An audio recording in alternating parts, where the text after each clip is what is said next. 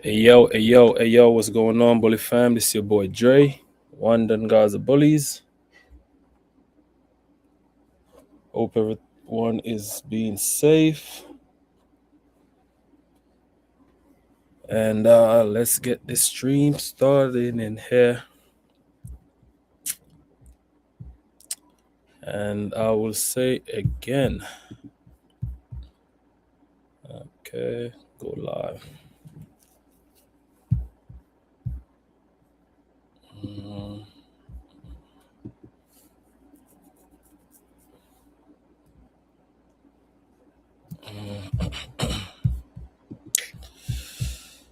So let's get busy. Let me see something. Sorry to be late, but we're gonna get this stream started in a couple of minutes. Hold on. Let me get this stream. Let me invite Bashar on in a. Hold on. Let me get him on. All right. Let's do the invitation. Copy link. And this is how the stream is gonna run. You will be able to come on and ask questions after I finish asking them questions. If you guys want to ask Bashar questions, I'm gonna drop the link and you gotta come. You can come on the screen. You gotta turn the camera on, and you can ask a man question face to face. So that's the plan. Let me know. Hold on. Okay. All right. Let's invite my bro on real quick. Bashar. Okay, right here. All right, we're gonna. No.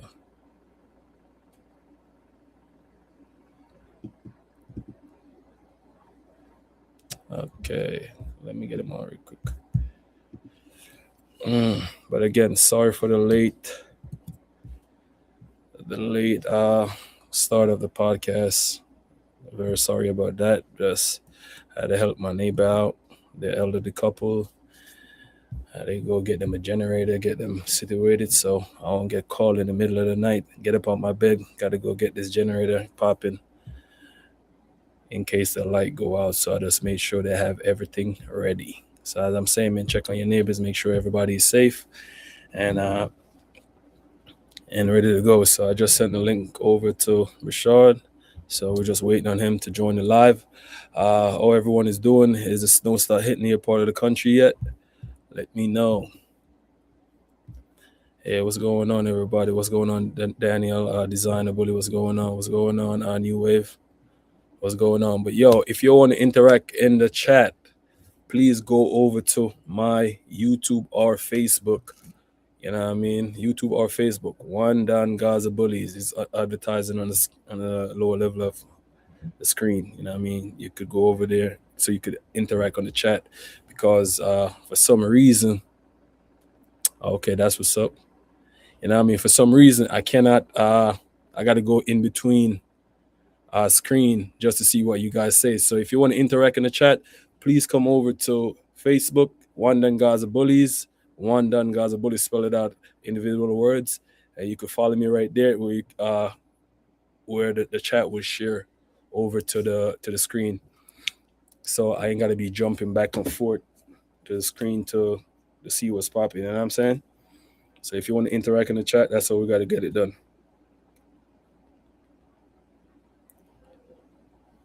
You dig? Hold on. Let me go over here. Boom.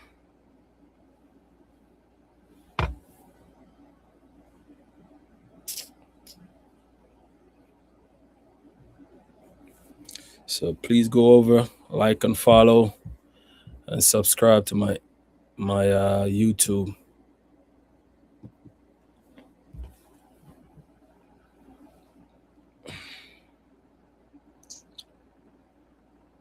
Yep. So we're waiting on Bashar to join.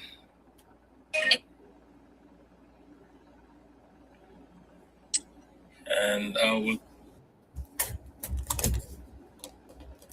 say again. Yo.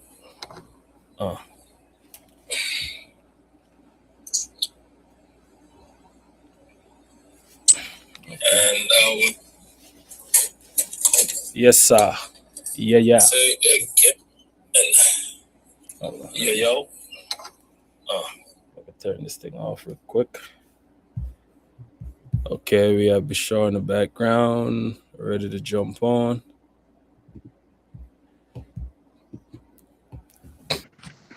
Hey, Bashar, what's going on, man? What's Thanks up, for buddy? joining the live podcast. Hear me? Yeah, I can hear you. Okay. But yeah, man, thank you for joining. And for the little delay, thank you for making this still happen. But today, what we're trying to discuss, the last time we talked, we know you did some travels, we know you seen some new dogs, we know you had a lifetime achievement at the ABKC, you know what I mean? And you already know, Bashar, the end of the year 8, what's going on? Where you want to start at? It's your interview, brother. Start wherever you want. All right. So the last time we talked, you said you were supposed to make a trip overseas, which you did. How did Mhm. that went? Good. I went overseas a lot. So which time was it? I know you went to Australia, Oh, it was a England. lot of trips. Yeah, we hit Australia, we hit England, we hit France, we hit Germany, we Yeah. hit South France, Monaco, Nice, Saint Tropez, Ez. God, man, we hit a lot of places. I can't remember them all. Man, we Okay. traveled a Okay. lot. We do this every year, so Oh, it's every year thing. yeah, we try. I mean, business always takes me different places. You know, that I'm either delivering a dog, meeting a client, Hmm. or maybe we're just going on vacation, or we're just checking up on other kennels worldwide. You know, so we Most used to do. definitely. I used to do this trip quite a bit more often, but now I'm married. We have grandkids. You know, I don't. I live in Naples. I love where I live. I don't like to leave unless I have to. But I used to travel twice a year, 3 times a year, and do the entire tour of pretty much the world. Check up on all my kennels. So Okay. Okay. especially Europe. You know, I was there a lot. I was there so much. I had a house and a car that was there. You know, Okay. so When I posted it, when I posted the promotional video, there's mhm. a guy from the Philippines that hit me up said, "Bashar never come to the Philippines. Got a lot of dogs out here. No, What's going I've on?" been to the Philippines. I've been Yeah. there. Yeah. Yeah, I haven't seen you out there in a minute, or I never seen you out there. You know what I mean? So that's I was there. I was there for Yasik's wedding too. say it again. I was not only there for a show once, but I was also went back for Yasik's wedding. Was the last time I was there. Yasik, my Okay. partner from Poland. Yeah, Oh, he got married in the Philippines. okay. Hmm. Okay. But so let's get on to this. So since you've been over, you made that trip. The first one was in well, Australia or first, right? You went to go see Jamie. That was the first place I you think went. so. I think Australia was the first. After we talked, I think Australia was the first one. Yeah. Mhm. Okay. So how's the dog scene out there? Amazing, man. They had some great dogs. They Really? really did. I don't know if you watch my episodes on YouTube. I had an episode Hmm. just for Australia. You could see the whole trip. You could see the dog show that we went to. They went all out. You know, I'm from Lebanon, so they have a large Lebanese population in Australia. So they had a dapke, which is like guys with the drums and dancing and music, and Yeah. they opened it up that way for me to introduce me, and it was really really cool. I judged the extreme stack off class. They had some really nice extreme dogs. I was very surprised actually. Hmm. I sent some muscle tone dogs to Australia starting in 2012 or 13, just around when Magoo was a baby. Uh-huh. I had also Apollo's little mate brother that went over there, and then there was 10 credits to Mr. Bean, and I believe 10 to Casablanca that were sent also over there. And there was a bitch bred to Magoo that was sent there pregnant. I'm not sure what happened with that, but so there was a lot of muscle tone dogs in Australia before Jamie came into the picture, but it hasn't been for a good decade. So when Okay. Jamie came in, they needed new stuff. You know, they were mixing it with their stuff, and they were using the stud credits. So, but they had some really nice stuff. They really did. Okay. Yeah, some Okay. people imported some things too. You know, not everything was, but I would say their scene was better than most places I go in the United States. That's the thing I've been keep on telling people. Like for what I could see overseas, like the dogs overseas, like look way better, more consistent. But Yeah. Well, that's because that's the just my overseas is 80, 90% muscle tone. So muscle tone. you're gonna get more consistency. While So over here you have, a little bit of everything, and everyone over here is trying to do their own gumbo lumbo, So yeah.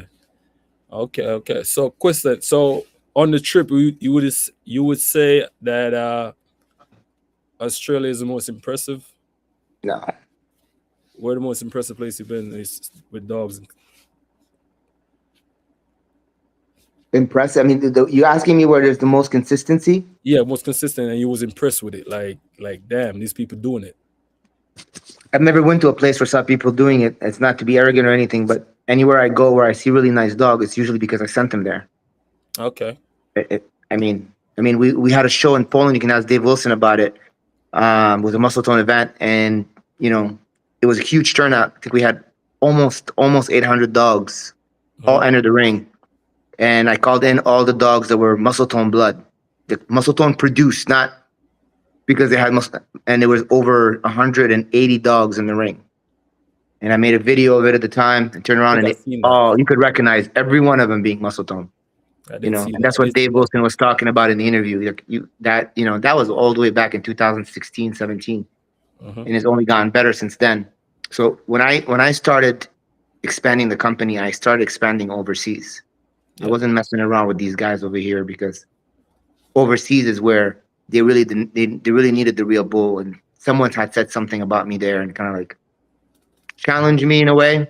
So I had to make a point. So that's another story. You'd have to watch the episodes to learn about that. But Hmm. so I kind of pushed it hard, and I sent a lot of really good dogs over there, and I pushed the program very hard over there, and I invested a lot of money overseas to get the American Bully breed, not just to go, but to get muscle tone, to spread as well.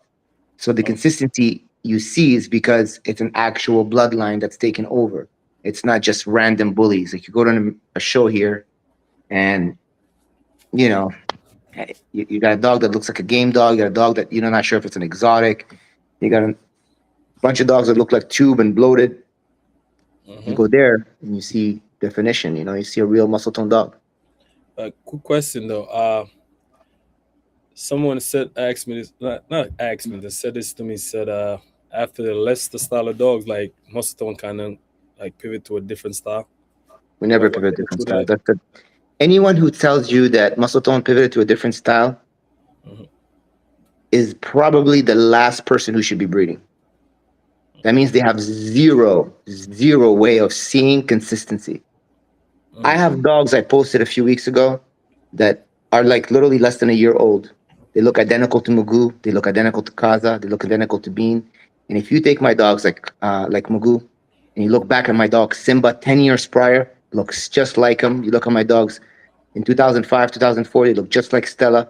So for anyone to say that muscle tone changed to a different style, clearly is not paying attention whatsoever I at think all. they're thinking about because now some of the dogs are getting like a little bit shorter too.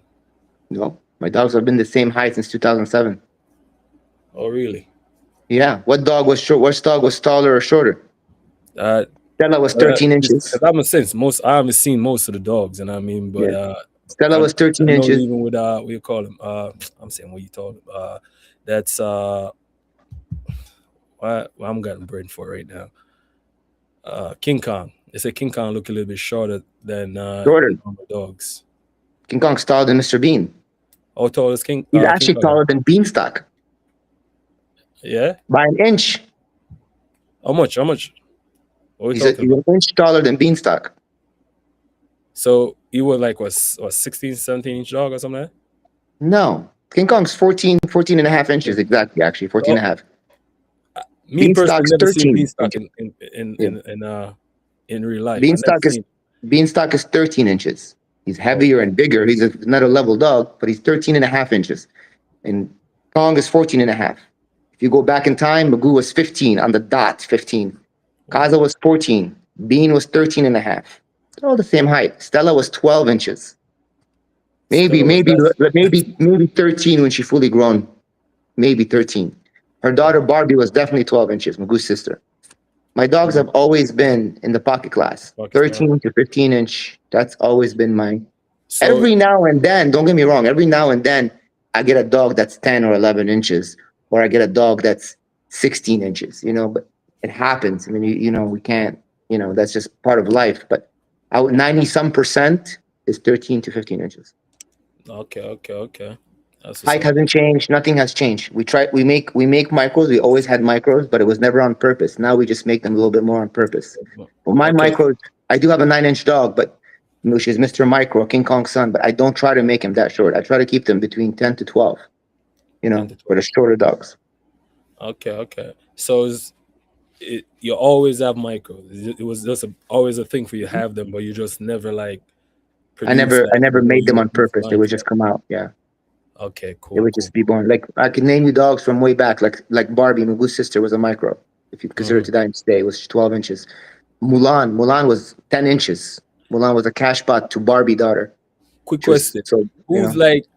I know you love all your dogs, but who was your dog that they like when Mustang Shaw breeding? It was like, damn, I made it with this dog. I made it.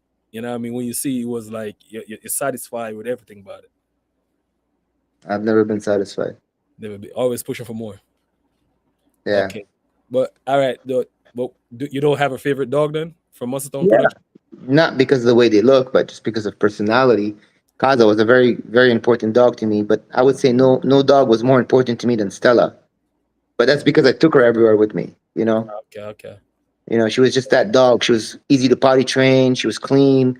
Um, she's not aggressive. I could take her anywhere with me. She's calm. She never stressed. She was the perfect companion dog. So I just took her everywhere with me. So when I Okay. got, and I had her a very long time because Stella didn't leave me till she was 6 or 7 years old, which most dogs end up leaving at 6 at that particular time, and when I was breeding.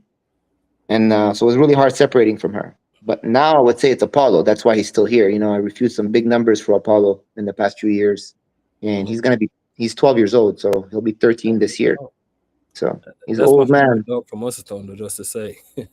huh?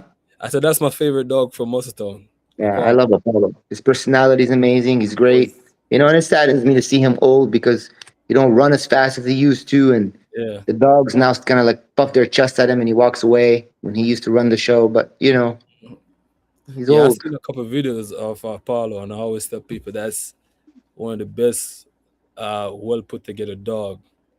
Him and Demon Boy from Razor's Edge. I was like, yo, those two Demon dogs. Boy is muscletone. Yeah, I Produced, know. But I I'm just produced saying, that dog. A those dog. two dogs was my Let's favorite. be clear. Yeah. I always tell people that, like, if I could build a dog, I would be happy to build a dog on that stature. You know what I'm saying? Mhm. I love that. So question: You was it you that made that was it 7 figure sale? That was you? Which cell? I make a Because lot of those. I seen that posted on Instagram. Another We recently, we 7 figure recently sold one. Yes, I recently sold one.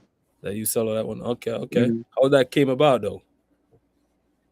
Like all my other sales, buddy. I mean, clients call me up looking for a particular Mhm. dog and willing to pay a certain amount, and I introduce the dogs I have, and they pick one. And they pick one. Okay. Okay, okay, okay. So so like because you already muscletone is very not even say very it's marketed everywhere. So like if a client hit you up right now for a dog, like you would have to do like a basic interview of him, like what he really wants, or you just like you just Um, basically put together dog together and like, hey, pick one.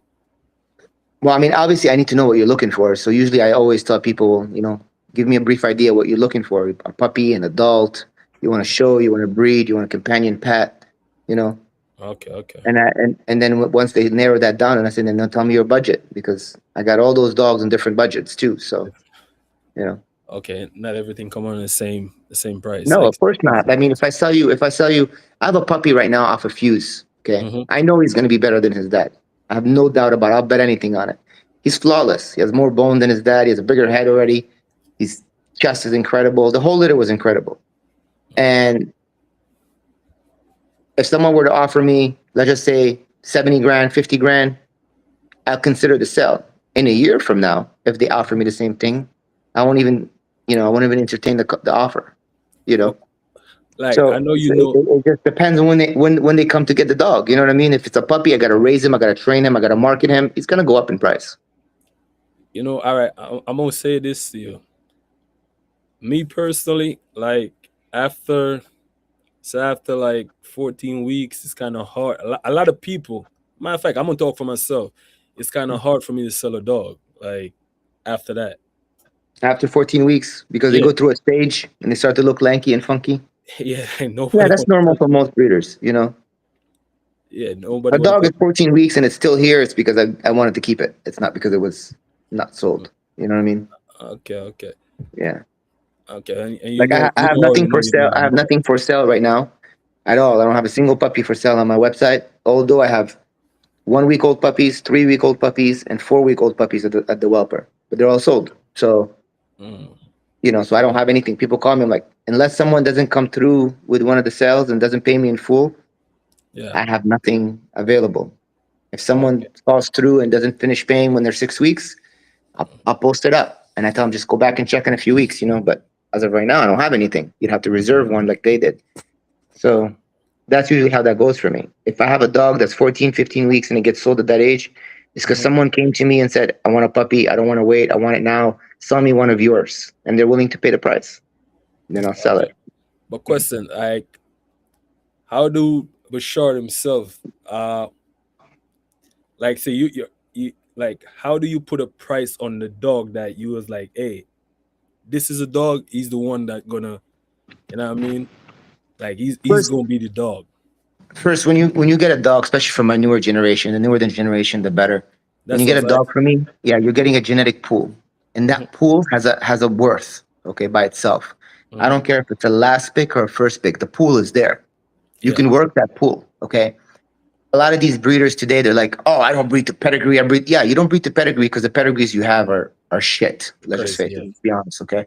And if they look great, you don't even know if they're real. When you buy muscle tone, you know it's muscle tone. Okay. You know it's muscle tone. You could see it, you could look at it, you can recognize every dog in its ancestry, but just by looking at that one puppy. Hmm. So you know what it does. And it has proven itself for 25 years. It has not failed. I can post 100 plus dogs and you'll be able to name almost every one of them. That's how many consistent productions, famous productions we've produced along the years versus most people can't even post one or two, you know? And you might have a handful of people that might be able to post three or four or five, but we're in the hundreds. Where Yeah, it's a consistent. big gap between the muscle tone line and anyone else. So when you're buying muscle tone, you're buying that genetic pool, and that's anyone who has anything. If you look at all the extremes that were at the nationals, Hmm. 9 out of 10 they were heavy muscle tone, you know, or they had at least muscle tone in them at least once, just to get that gene that happened to come through the generations. Can they do it over and over again? Maybe, maybe not. Most Mm. of them cannot, you know. But as well, because they're not pure muscle tone, the majority of them could not move like our dogs, will not live as long as our dogs, could not breed like our dogs. And a lot of them look like tubes. 99.9% look like tubes because they were not 100% muscle tone. Well, So go ahead. stick a pin. Like the other day, I was talking to a old school breeder, and he Mhm. was like, "Yo, for your dogs, like especially with the dogs these days, if you want your dogs to go to the next level, which you want to add bone, you want to add size, you want to add good health to the dog." He was like specifically, he don't like your style of dogs, but if you trying to if you trying to achieve that, you gotta go to muscle tone to bring your dogs on another level. And he was just straight Yeah, facts with it, you know what I mean? yeah, it is what it But he, is. but he just say straight up, you never like your style of dogs. But if you That's want to okay. get the health, you know what I mean, you want to add size, you got you just that's a tool, you know what I mean? Yeah. Everyone has their preferences. I don't get mad when someone doesn't like my Mhm. dogs. Yeah, I You know, understand. there's same with cars. Not everyone's gonna like every car you have. You know what I mean? It's like it's a question of taste. Yeah, What's appealing to your eye. and basically that's But how at you the worded it too. yeah, and it doesn't matter, and that's what makes the breed great because you could breed for your own look and get your own clientele. But I can tell you that we didn't succeed just by making healthy dogs. We succeeded because people like the way our dogs look, Dog look, yeah. and that's why everyone breeds to them. You know what I mean? Hmm. And I've often said this before too. Is like people judge dogs by pictures. All right, and I think the biggest proof of that recently happened because it's happened along the years is when they came here with Cash to stack the beanstalk. I remember Everyone had that. this thing in their head that Cash was a better dog, was a bigger dog, or that. They never took the time to travel or see the dog. So when they came here, everyone that was here was shitting their pants. They're like, oh shit. And when I brought the dogs from the outside, you could see it in their face. They didn't realize the levels of this. Uh-huh. So you take a dog that, was smashing everybody and then arrives here and it was like not even close. Close, yeah. So so that gives you a small idea of the difference in calibers. So it's one thing not to like the style, but have you actually came here and put your hands on the dogs? Have you seen the dogs in person? You know? And it was the case with Magoo. Everyone talked shit about Magoo when Magoo was young, but when he showed up to a show, Hmm. Magoo was the center of attention. Nobody cared about anyone else. I hear that all the time. Yeah. And when Magoo or Bean or Kaza or King Kong or any of those dogs walked in the ring, they stood out. Good question You though. know, Who would you say was your first mass monster dog? Like first monster dog that Bashar produced? I mean, my first dog was Simba, but Simba? that's a different No, style of I'm just dog. saying That was which my one like first dog. really the high catching, you know what I mean, owns the room once That he was my steps. first dog that got me attention. It was my first production. It was off my first litter, and I got lucky. That was luck. That That was was luck. just luck. That was not hard work. Hard work, the one that I actually worked, strived, and got to produce. There was a lot, but I think Magoo is probably the most famous first dog. Okay, okay. Yeah. So I mean, I had bigger dogs than Magoo even before Magoo. They were alive around Magoo, like Troop. We had Troop in France. He was off of Stella's little mate's sister. never heard about that dog. Um, yeah, he went to France. He's the dog that got muscletone famous in Europe. He went and stacked all the dogs You have across that the dog? whole Europe. Yeah, I'm sure I have somewhere. I'd have to leave my internet line to go get it for you. No. I'll send it to you later, and you can Yeah, send post it to it. me later, please. Yeah. Well, Mhm. question. Well, so where would like Mr. Beans fall into that place though? Mr. Bean came after, obviously, and he came after Kaza. He also came after Claude. He came after Bison. He came, Yeah, but I'm talking came at the after a same lot of time. those dogs.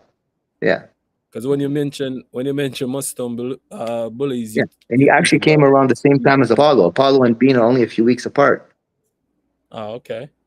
so he was around the same time. So all those dogs were. There was a lot of dogs in that era. The reason Bean, see, what's what people don't understand.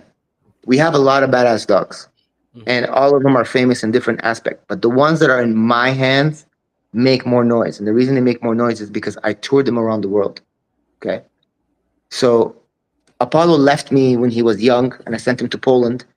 And unfortunately, Jacek was going through some things, and he didn't do what he needed to do with Apollo at that particular time. That's why Apollo came back here. But he was too old and too late at the time for me to tour with him, and some things happened here. So, but Apollo would have made more noise than Bean in that era. He just wasn't in my hands. Okay. Um, it was no different with Kaza. Kaza was in my partner's hand in Belgium. Hmm. Nobody gave two craps about Kaza until I went and picked him up and brought him back. So, and the reason for it is because one, I actually take the time to travel with my dogs to the shows. I take the time to go to South America. I take the time to go to Asia. I take the time to go to Europe. I can take time to go to North America, California, New York, Florida, Midwest. I travel. I let people see the dog and touch him. When you do something like that, then the dog's going to get marketed better and he's going to get more attention. You have to put in the work. And that's what people don't understand. Like, oh, who pays that much for a dog? You realize I have hundreds of thousands on traveling just with the dog, right? I'm not going to sell him to you for less than that. So, Definitely not. yeah. And then that, of course, the dog makes that money back. But all these things are very important. So when Bean was with me is when Dave and the ABKC were having problems with the exotic movement. Okay, there was a big confusion between the American Bully and the exotic were causing a lot of problems. We used to be able to ship dogs with airlines, and because of the exotics, we cannot ship our dogs with the airlines anymore. They ruined that for us because they were marking them as American bullies because pit bulls weren't allowed on the flights, and the dogs were dying on the plane, and they made American bullies, a Okay. short snout breed that can't travel because the exotics. My dogs don't die. They don't die from being on a plane. I mean, they can breathe just fine. I have them in 90 degrees Florida humidity and heat outside for hours, no problem. I don't have that issue. My dogs don't have smashed faces. You know what I mean? I don't breed that crap. That crap can't breed. They have nice heads. But they don't have smashed faces. So, so they confused the two. So I told Dave I was going to take a grand champion and I'll show the world that the American bully is better than the exotic because that was the big thing at the time that everyone's like exotic is the way to go. Exotic, no, it's not. It never was, never will be. So I took Bean and I toured the whole world, not just the United States. And I Mhm. stacked every exotic and every bully there was. He destroyed everyone. And Bean was my smallest dog. Wow. Mr. Bean So is smallest dog. yeah, Mr. Bean was my smallest dog. So, Huh. he was smaller than Magoon, he was smaller than Kaza. He wasn't Mhm. bigger than them. And he was smaller than Claude. And he was definitely smaller than Bison. How Bison's big? pretty big. How big was Claude? Claude, he's still alive. Claude is about 15 and a half, 16 inches, I would say 16 maybe. He's about 90 pounds, 92 pounds, Yeah, that's a you big know. dog. Yeah, he's a big boy. He's 26-inch head, 27-inch head. For that Mhm. time, for a dog that's going on 15 years old, 14 years old, that's a Mhm. big dog, man, back then. Yeah, real big dog. Bean was 80 pounds, 14, 13 and a half inches, Yeah, which is a probably would. big dog. Yeah, Don't get me big dog. wrong, but was smaller than all my other dogs in that era or today's time. So Mhm.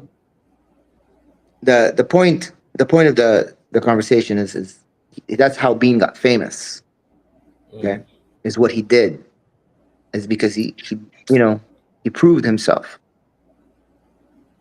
So Most it's that definitely. that was the reason. We had a lot of Okay. people. Lester. Lester is a gorgeous dog. Was Yeah, beautiful, that's but one of the prettiest dog, he Lester. came to the yeah, but he came. He's Who owned gorgeous. that dog? Came to the state once.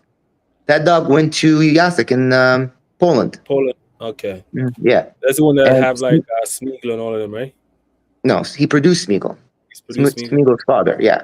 So Smeagol's a gorgeous dog too. He's a phenomenal dog. If you see that dog, it's gorgeous He just and have a massive. different look, man. I can't get hip to him. Yeah. You know what I mean? Well, he has very similar look to Bean, believe it or not, and very similar to Solo. I don't know if you ever seen my dog Solo that died from a snake bite.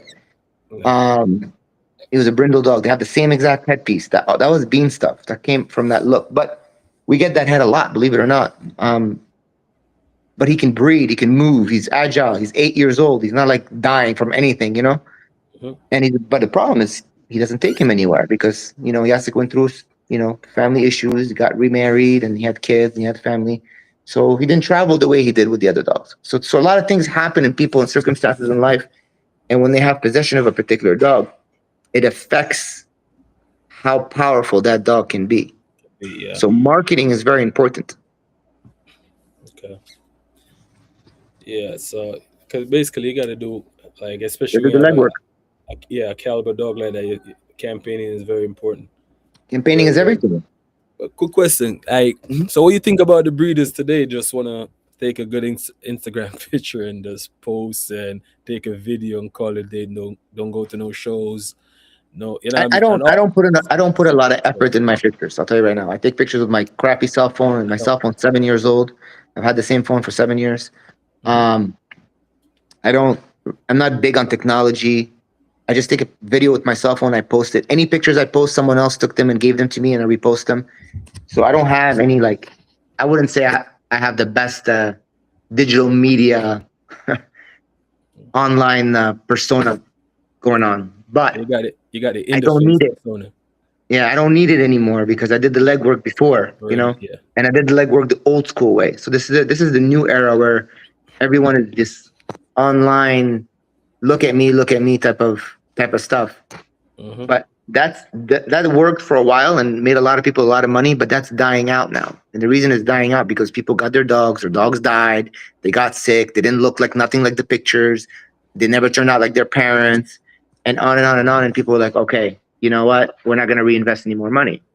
So, or they came here, you know. So That's what I was telling people. They're saying that the bully community is dying out, and you know what I mean, like, because now they can't sell dogs. They're sitting on puppy, and you know what I mean. they picked the wrong dogs. Yeah. So now people But we giving warned away them. dogs. If you go back 3 years ago, I made a post and I said, "You're breeding to all these dogs. These dogs are not marketed right. They're not healthy. They're not going to live a long time. You're going to make a few dollars. Or you're going to be out of business in the next 2 years." And they did. Yeah. I've been doing this a long time. I know what it takes to stay in business. If you don't want to listen, you're trying to be a they want to run this like a drug deal, like a corner deal. It's not. This is not the same kind of business. But if you're saying that like 90% of people that in this thing too, like Ain't that where they came from? You know what I mean? And they're trying to use Well, the same to the same do they the use same that thing. street mentality. A lot, not all. I know a Hmm. lot of people in the dog business who are doctors and lawyers, and I know guys that were well educated, and I know people that come from good families. Not everyone has that drug dealer hustler mentality, but a lot of them do. Don't get me wrong, Yeah. a lot of them do. It does attract that group because they see it as easy money, but it's not easy money. It takes work. There's No. no easy nothing, man. Everything in life takes work. I'll be Yep. honest. You're gonna be a drug dealer. If you're gonna be a drug dealer and you think it's easy money, you're a freaking retard. Hey, Okay, trust me. you're a freaking retard. You're risking everything you got, your whole entire life.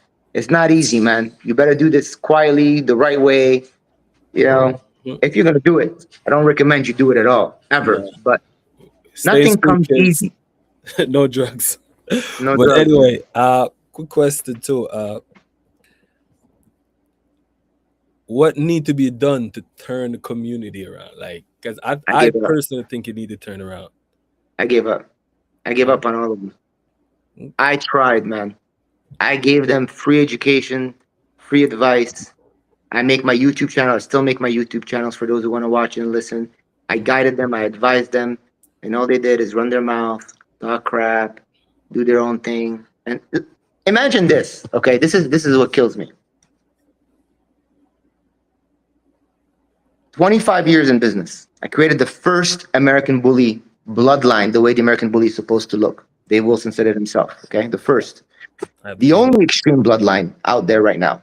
Okay, and I don't think there'll be another one.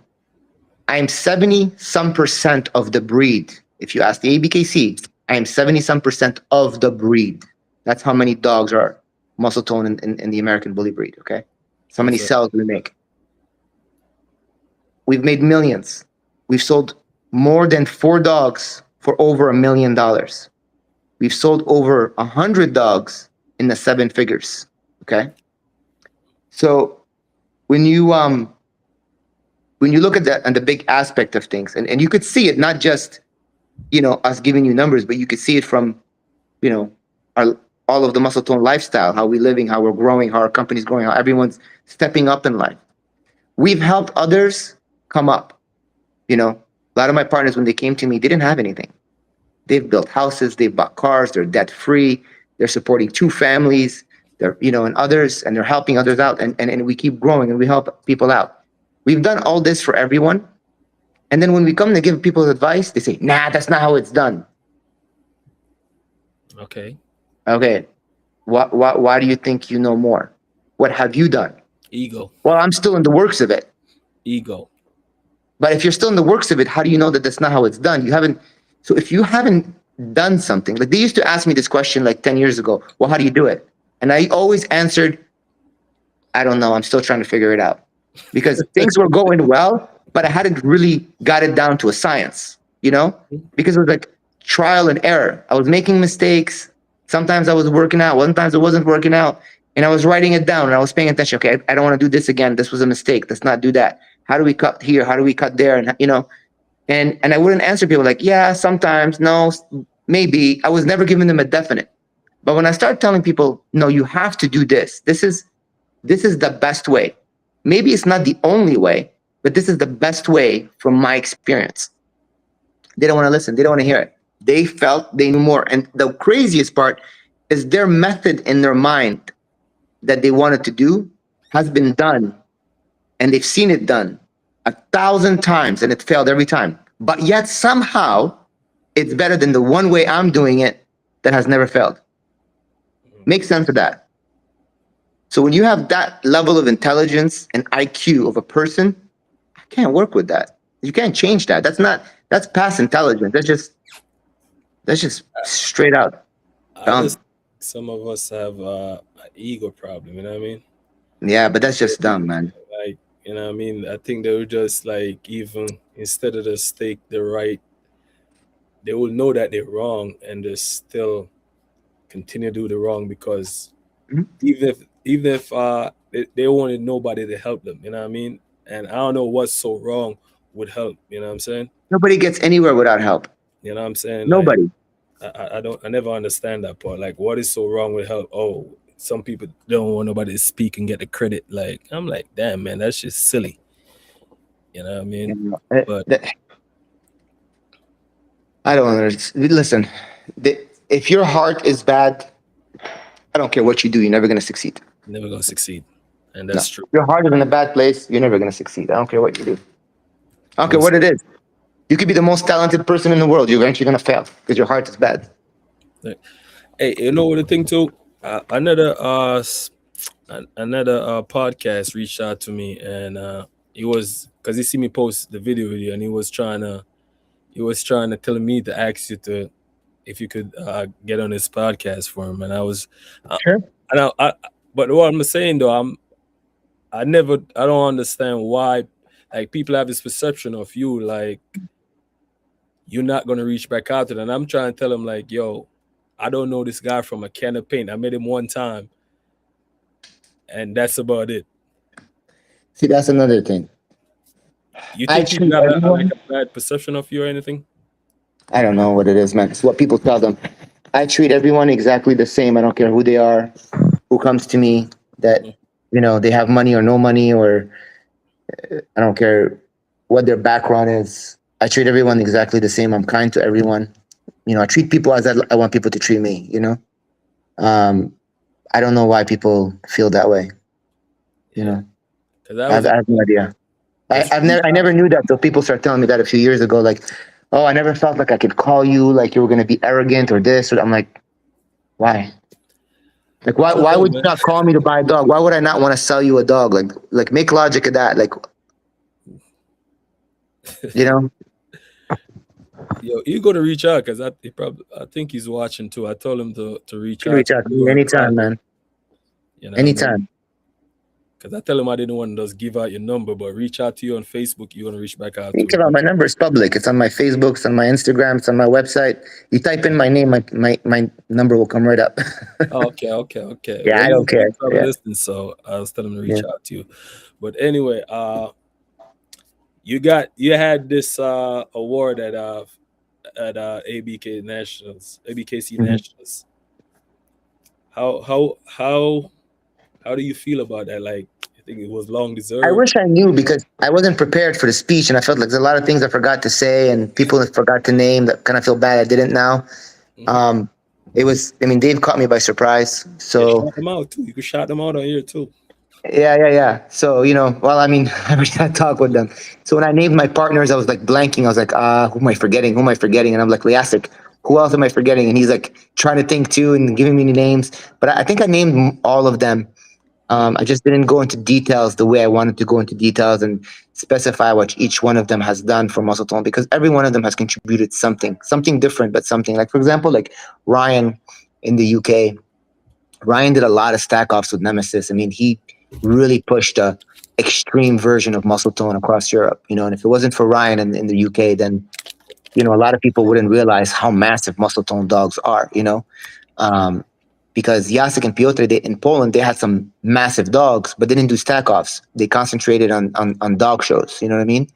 And the way they did it was great because Piotr went across all of Europe, Russia, Eastern Europe and Western Europe. He went to Russia, to England, to Spain, to Portugal, to France, to Italy. I mean, he went everywhere with Claude and Bison and you remember the other dogs too. Hmm. Uh, anyways, with a bunch of the dogs and got more titles than anyone else. I mean, Claude was the number one titled dog in the country for a long time. And it's something that most people didn't know. And he champed out and grand champed a lot of dogs for Muscle Tone. Yeah. Jacek did as well, but he did it in Asia. So he hit the Philippines, Thailand, Japan, those areas. So they conquered two parts of the world for me. So one guy went this way, one guy went that way. Ryan handled the stack offs across Europe. He didn't hit Asia, but he handled it around Europe. So they all did their part. I have Michael in Romania, who wasn't for him, then you wouldn't have Collarbone Bullies today, right? Because a lot of their dogs came from there. So he was building and processing and moving a lot of the stocks over to the other partners and to other people, and he was making a lot of moves too. And he has some phenomenal dogs. The problem with Michael is he doesn't advertise enough because he works hard. Quick question. Yeah. Colorbound bullies. Hmm. I thought that was like, because when I have conversation with people, I reached out to me and reached back out to me, but when I have conversation with people, they always say is Rocco blood. What? Yeah, yeah. So His it just whole surprised me when you yard, said his that just now. whole yard is muscle tone. He bred to like maybe two or three different dogs that might had Rocco blood somewhere in the back. Oh, yeah, because No, you know what but I just look at mean. the pedigree. When they talked about it, I always hear Rocco blood, and I'm like, yo, No, if you don't see muscle tone when you look at those dogs, once more, you shouldn't be breeding. Just shut your doors and go find it. Go grow some weed or something. It's not for you. If you mm, look at his dogs and you don't see muscle tone, you have some serious issues. yeah, I didn't want to speak on it because I didn't, I wasn't sure, and like, and that Just was click on something the I'm pedigree. interested, like, to listen Just to. You click know on what I his mean? pedigrees. Check any of his dogs' pedigrees. Mm, okay, okay. Well, Just yeah, because a that I'm just. person does a couple of breedings with other breeders and he has a little bit of that in his blood, that doesn't mean that's the blood. No.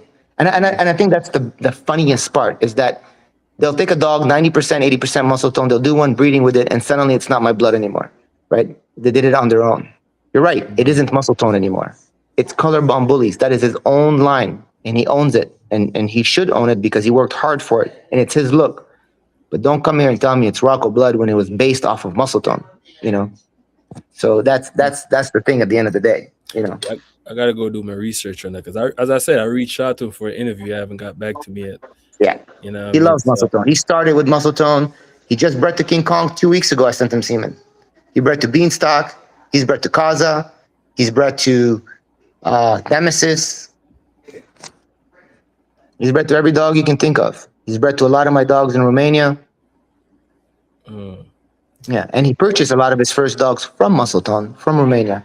So, so again, Michael has a lot of great dogs there. You know, I can go on with the list. You know what I mean? You know, Jamie in Australia did a lot too. He hired a very famous rapper to write a Muscletone song that went viral. That yep, helped a yep. lot. He built an I shared amazing that a couple facility. times. Yeah, my guys in Taiwan, sorry, they built the most phenomenal kennel. They have a full facility with a clinic inside, 5 vets working for them. Quick question: They're that's the master one you had reproductions. on YouTube. There was building that wasn't finished yet.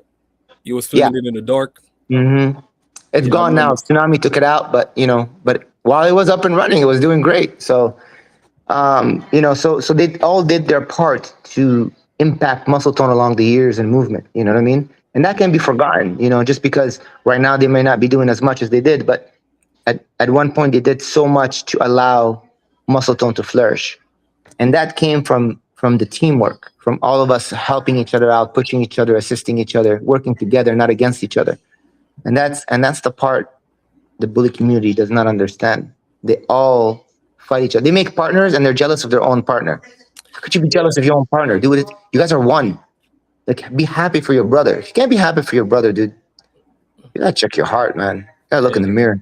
trust me. You I gotta look in see the that. mirror. I see it For every real. day. That's I just disgusting. sit It's back and watch it disgusting. because I'm saying little me. I really can't do much about it. But I always tell people like, yo, listen, one hand don't clap, man.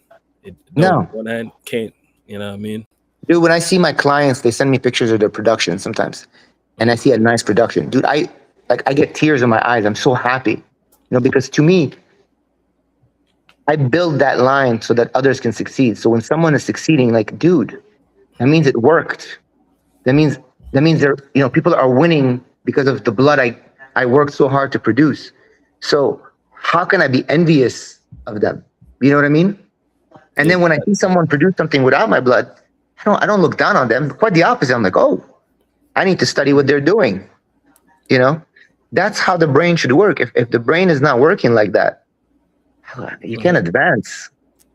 But question, otherwise from muscle tone blood, right? You see any other like bloods out there that you like? You know what I mean? Well, name me the bloods. I know that's the question that you guys ask me. It's hard to answer because I'm a very specific person. When you tell me a blood, it's got to be a blood. Like, what's a blood? Like you said, Rocco blood. There's no Yeah, such thing. there's such thing. Of course not. Okay, explain. How many dogs does Rocco have under his belt before he became Rocco to be a bloodline? That I don't know. I can't speak on that. Okay. I Did can't. Khan produce Rocco's parents and grandparents and great grandparents? That I know definitely not. Okay. So Rocco can't be a bloodline. Okay, but question, but if he, but the bloodline got to start from somewhere though, Bashar. right? You take a bunch of different dogs from different lines and you build them until you have a particular look. And once you have that particular look, you make 6 generations of them from top and bottom. And that first dog after those 6 generations is the beginning of your line. So, okay, I see where you're going with that, but nah, I don't think he got that much either. No. Can you tell me someone that does? Else than Dave Wilson or Marco Yeah, Suarez Marcus, yeah, Or Marcus Midwest Suarez. Monsters. Those guys have their lines. Can you name me anyone else? Nah, nah, not really. Nah, So when you ask me that question, it's hard to answer it.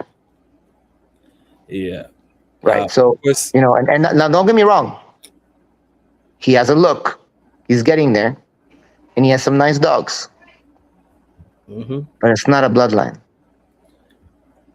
A bloodline requires generations and generations. You're not going to rewrite the rules just to make someone feel like they did something they didn't do. Okay, we're not going to rewrite things for them. One of my viewers asked about bully market. Bully market is a bloodline. They've been around a long time. Been Yeah, a long time. mhm, Okay, okay. yeah. Mm, But they breed a different style of dog than I do. okay. They're great dogs. Don't get me wrong. Bully market has very, very healthy dogs. I will give them that. They have nice moving dogs, very healthy dogs. I remember Bully Market from the mid 2000s. I think the first time I saw one of their dogs when they were starting off in Atlanta back in '09 or so. So they came after me, but they have a nice look and they have some really nice dogs. You know, is it my style of dog? No, I breed extremes. But they have a nice pocket dog, and that's their look. Just like Marco. Marco has amazing dogs, just not the style I breed. Yeah, he's So for me to be impressed, it has to be extreme because I like extreme. It's what I like. Like you said earlier, some people don't like my dogs. They don't like my style of dogs. And mhm. it's okay. You don't have to like my style of dog. I'm not offended by any means. It doesn't bother me because I don't like all style of dogs too. I respect them. It's just not what I breed for. Yeah. I go into a show, I see a classic and it's a nice classic. I'm like, wow, that's a nice classic, you know? Or I'll give you an example. I saw today it was a Shih Tzu. You know what Shih Tzu is? Yeah, A I Shih know. Tzu. A little fluffy dog. I noticed his feet because most Shih Tzus have really bad feet. Okay, Mhm. notice his feet, his angulations, his movement. I was like, that is a nice Shih Tzu. Would I breed that? No, but I respect it. It's a nice dog. It's just not my style of dog, and it's no different with the American Bully breed. I see a nice classic, I've seen some nice Excels. I saw a nice Excel at the Nationals. I was like, that's a nice Excel. I don't want to own it. I don't want to breed to it. That's not the style of dogs I breed, but I respect it for what it is. Quick question: what do you think about the Brazilian bulls, though? I know you Yeah, they're see. super nice. It was one of those dogs I saw at Nationals. I thought it was a great looking dog. Okay, Yeah, okay. it's not my style of dog. I don't want to breed that dog, but it's a very nice dog for people who like it. Like if someone called me and told me they were looking for an XL, Hmm. I would recommend to go that direction. Either I that could. or Bossy Kennels. Bossy Kennels has beautiful XLs. I would say go see Bossy Kennels. She has some very, very nice XLs. It's not my style. I would never want to own that dog. I don't want to walk around with that dog. I definitely don't want that big dog clumping around my house. But that's Yeah, not mean I don't respect the dog, and I wouldn't tell someone, why would you want such a big dog? No, I wouldn't say that. If that's what you like, this is my recommendation. I'm sorry, I don't breed that. And I me get that person. those calls all the time. People call me, hey, I'm looking for an XL. What do you have? I don't breed XLs. What do you mean? Your dogs are huge. I'm like, yeah, but they're not XLs. If you want XL, go here or here. These are my two advices. Or I got people who call me and they ask me for more of a classic looking dog. I usually send them to Marco, or I actually send them to what's his name? To Give me 1 second, Bashar. go ahead. Give me one. Bully Hey, Market. if you wanna interact with the chat, please go on Facebook, One Dangaza Bullies. Go on YouTube, One Dangaza Bullies. Because if you're on Instagram, I really cannot patch you in. So if you want to interact, please go on One Dangaza Bullies on YouTube and One Dangaza Bullies on Facebook. Thank you. Yeah, go ahead, Bashar. Yeah. So I got people all the time that call me, ask me for more of a classic or an XL or a standard, and I send them somewhere else. I don't, you know, Quick question. yeah. Anyone ever used like use anyone of your dogs like on Excel, like Mr. Beans or anyone of them? Off the top of my head, I had a lot of people ask me. I think some people have used it. I can't remember who. I don't keep Uh-huh. track, bro. I'm sorry. It, like this week alone, I sold 3 studs. It's hard to keep track of everyone that uses my dogs. You know what I mean? I have to keep Okay. track not only of my dogs, I have to keep track of all my partners' dogs. So I handle a lot of their sales too because they don't speak English or they don't speak French or they don't speak Arabic or don't speak Italian or don't speak. So when we're stuck in a language barrier, those particular clients, hey Bashar, I want to use, Smeagol, I want to use Bison, I want to use, you know, Titan, whatever. And these dogs are all over the world. So I have to sometimes maneuver the situation. Or even for my dogs, people who do speak English, like Australia, like people will call me for Beanstalk. We're like, okay, let me arrange this. Let me talk to Jamie, or let me send you to Jamie.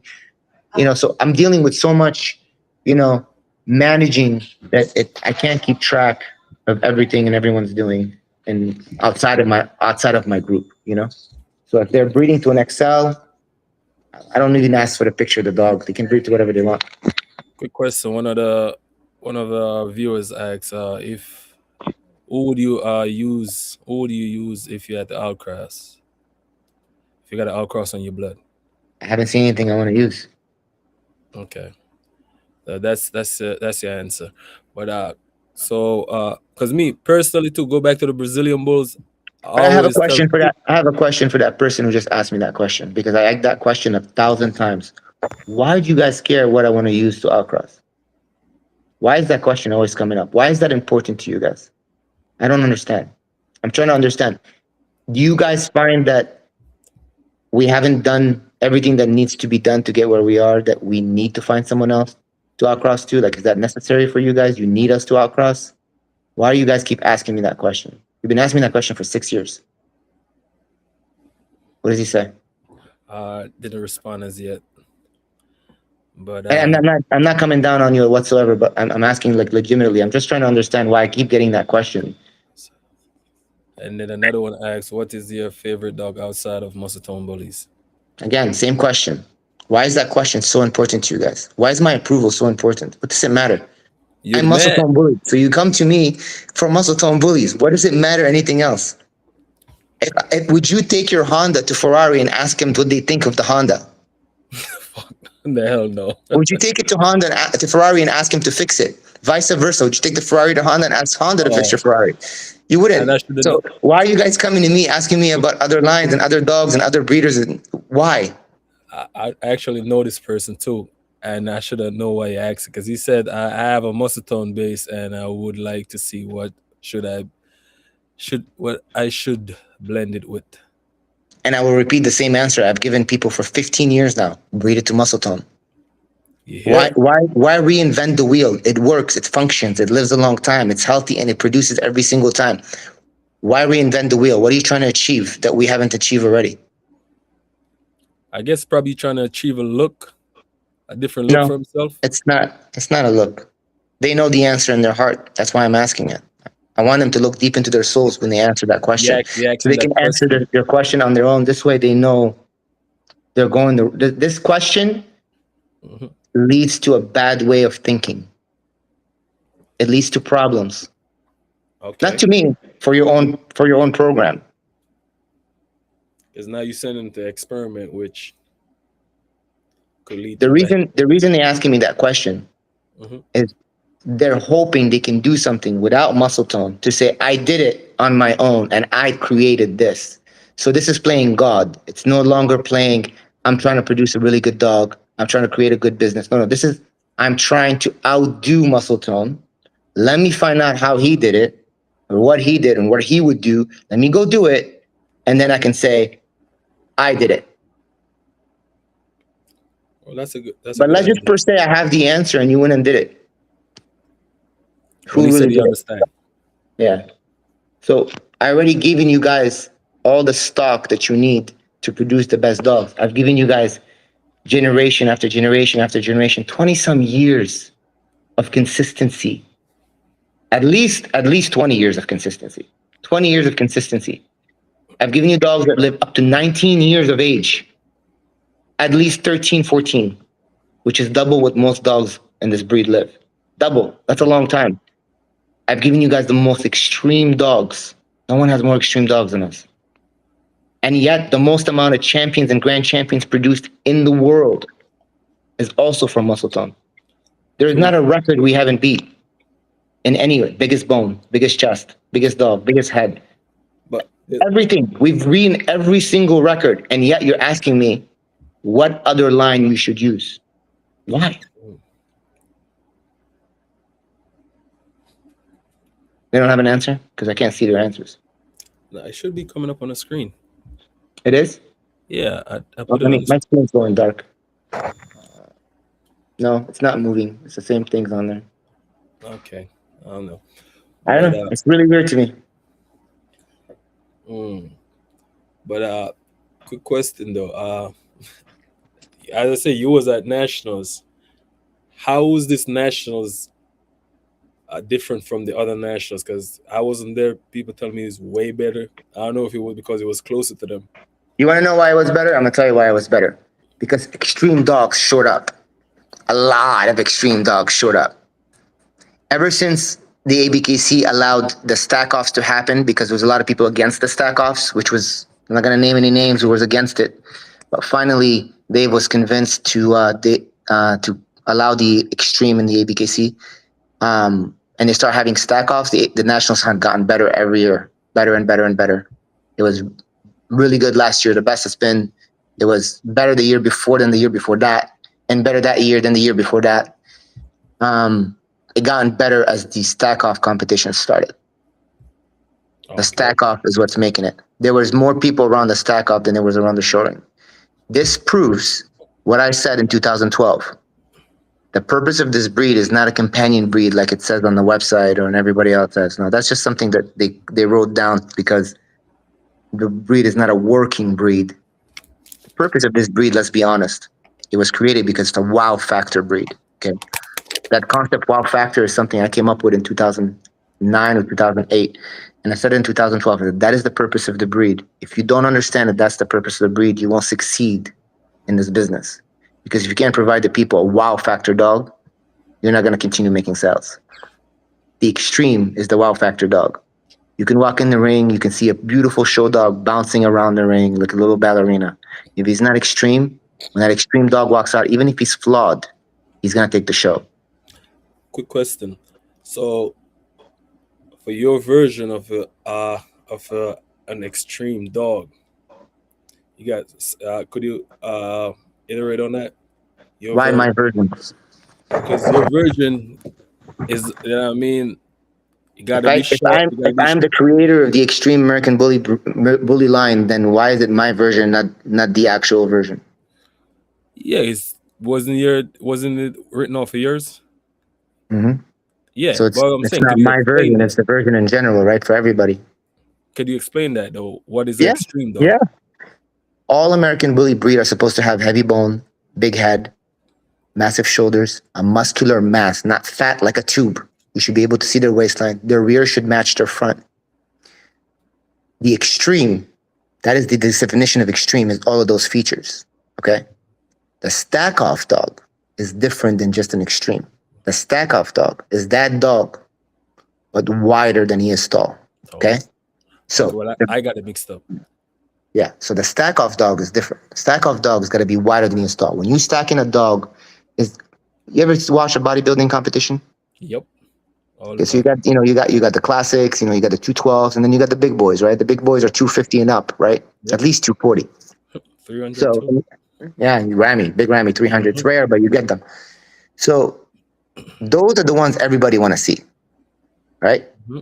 Now the classics are healthier, probably. I mean, the 212 are in between. They're the least healthy guys. Yeah, Is the big boys. yeah. It's not the case with my dogs. My dogs are very healthy. I don't sacrifice them, but I'm just giving you an example. But everybody wants to see them for a purpose, right? Because it's impressive. And it comes down to the widest guy, the guy with the biggest V. Okay? That's what it comes down to. The guy with the widest V, the one with the broadest shoulders, the broadest chest. There's a lot of guys that are bigger than Arnold. But Yep. how many guys have you seen with Arnold's chest? Not many. Mm, the Chest best is chess in the everywhere. game. Never. Best chest in the game. Till today. Hmm. Phil Heath, I love Phil. This chest can't compare to Arnold's. Nowhere None near. of them can, right? You got that French Canadian guy. He's in the 212, I think now. He just moved up. He's got a good chest, but he's not Arnold. Yeah, yeah, So at the end of the day, that spread, the chest on the dog is super important. That was one thing that I bred for from day one. I pushed for the chest. When I saw a dog with a big chest, I purchased it right away. Chest was very important. It was very hard to find, very hard to find. But that is what when we started the breed in early '04, '05, '03, we were doing a lot of stack offs. And the stack off was based on the widest dog, one with the most spread. And back then, they didn't have bone, they didn't have heads like they do today. They had little tiny heads compared to their bodies. So the widest spread was the big thing. So I wanted to maintain that, add bone, head, and substance to it. So that's very important. So when you ask me extreme is big bone, big head, and a big muscular mass, not a tube.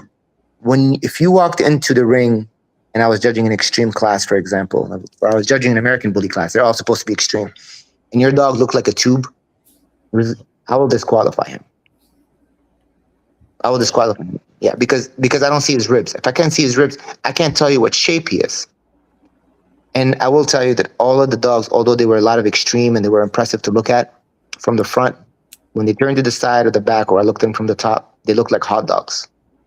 It was sad. And the thing is, they didn't need to be. They could have let those dogs drop 3-4 pounds and they would have still been extreme and they would have looked better.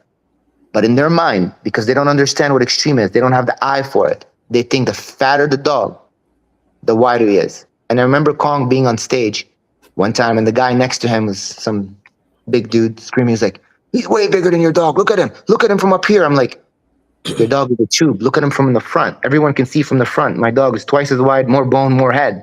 Yeah, but look at him from up here because all he saw in his head is the stomach." I didn't want to say it, but the guy was fat too. And I'm thinking, yeah, you're bigger than me, but you're not more muscular than me. yeah, yeah, You might be 300 pounds. I might be 175, but yeah, I'm all muscle though. So, and that's the, as a joke, but that's the idea. Like, big does not mean fat. Big means yeah. muscle Muscle. mass. People Yes. get that messed up all the time. I Yeah. It's very remember, important. I remember when we was in Jacksonville, at when he was judging that stack off. I remember this guy. He had a dog in the ring, and I was like, bro, this is the Bashar said. I was like, don't go into that ring because he definitely said he's not going to give it to a fat dog. Mhm. You remember that statement you made? And I was Yeah. like, bro, don't go in the ring. As soon as he went in the ring and you start separating, he was one of the first person out. And then he said that you told him his dog is not an extreme dog. You know what I mean? And he got mad, you know? If And I lie to him and I tell him his dog is extreme, he can't improve. getting it, So I was kind when I told him what I told him. And I yeah. think a lot of people who think I'm arrogant get mad at me because I say things as it is and I don't say sugarcoat it. Even with my own dogs. Even with my And own dog. You ask yeah, me which one I'm happy and what I could say, oh, my dog there was perfect. I made a lot of perfect. No, I have never made a perfect dog. I don't think I ever will make a perfect dog. I've never seen a perfect dog. So, I've seen dogs that have like no confirmation flaws, but they lack something else. Okay. So uh, if I tell you something so that I make you happy, so I please your ears, and you're like, oh yeah, Bashar said this, but it's not true. true. Yeah, I've done you no favors. none. I've done you none. Now, you could say, well, you made them happy. I've had people tell me that, well, but at least you've made them happy. You didn't send them home sad, you know? But life is not the pursuit of happiness, man. Life is the pursuit of improvement. And you can't improve with lies. So if I tell you the truth and you take the truth and say, okay, all right, please explain it to me. All right, I see it. I am telling the truth. And you take that as an advice to move forward and improve your stuff, you grow. But if you get offended, you're not going to grow. You can get mad at me, you can hate me. It doesn't change that I'm going to continue doing what I'm doing. True. It's only going to change that you are either going to decide to take my advice and improve, or just get mad at me because you feel that you already achieved all you need to achieve, which means it's just a dog, man. It's It's just just a a dog. dog. It's Yeah, just a dog. for a guy It's not like I like said your kid was ugly, you know? most definitely, but Yeah, for a that I guy won't do. That won't do. If I see an ugly kid and you ask me, I'll say, no, he's adorable. He's so cute because it's not like you're going to go make more. You know what I mean? Don't make more. So that's a different story, but you're working with dogs. So, yeah, yeah, you can make Jaja. more. Hey, hey, Michelle, I'm gonna tell you this though. My ex-wife, she got a nasty attitude. She would actually tell that kid she ugly. She just evil. But I'm just saying That's though, evil. There's no reason for that. ain't no reason for that. That's why we ain't gonna get it no more. And you don't got to lie. You can just say, bless his heart. You know what I mean? You just move on, you know? But But you don't have to be mean. hey, I'm not a mean person, but I do believe that, I run into people where I could tell they cannot take criticism. And I always say, what do you think of the dog?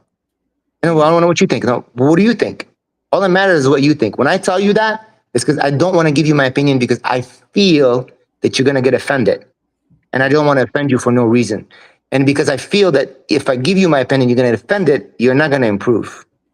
But if I told him the truth, it's because I must have thought that he would take it as criticism and grow from it.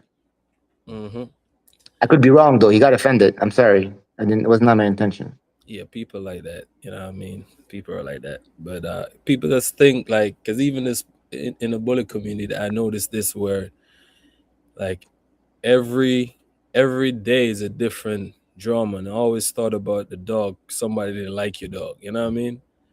Who cares? And I have to like my dog. you know what I mean. But people always like the ego. Just push people different. So that's why me, I'm the kind of person. If you think you got a pretty dog, man, hey, well, be my guest, man. I'll leave you alone. You know what I mean? But so quick question though, since we're here with this, so as you say, ABKC Nationals, you say was the best show It's this not many the best years? we've ever had. We've had better nationals in the past, but it was the best Mm, in a long time for sure. yeah. So it Yeah, was like, and I think it's going to be better this year. you think it's gonna be better this year? Especially if he does it in Florida. In that was a part of the deal.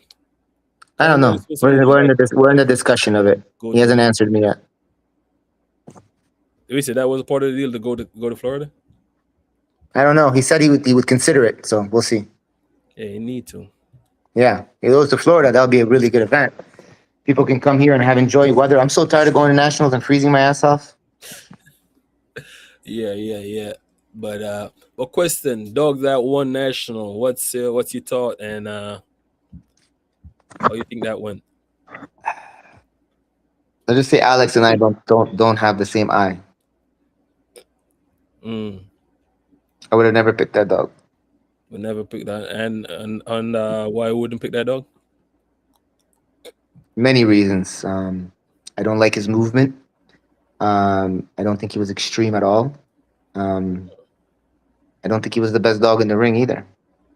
Mm. Uh, I see. Me personally, I seen Jack, right. And I'm gonna say this, not to say that, like, listen to this. If I'm wrong, if you know, what I mean, you got more experience than me. Hangman, when Hangman won, I don't Mm. think Hangman should have won.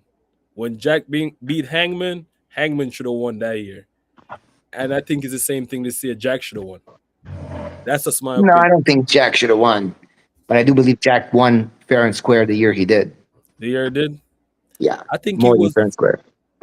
he was way more put together condition. Like you could see it. It was real nice. Jack is a beautiful dog. I like Jack a lot. Um, Hangman is a very nice classic. Mm-hmm. He really is. They get mad at me when I say that. From the side, Too. from the side, is a beautiful silhouette. Mm-hmm. That dog lacks way too much bone to be considered anything but a classic. Okay? I know the dog has Mugu in him. I could see the neck and head coming from that line.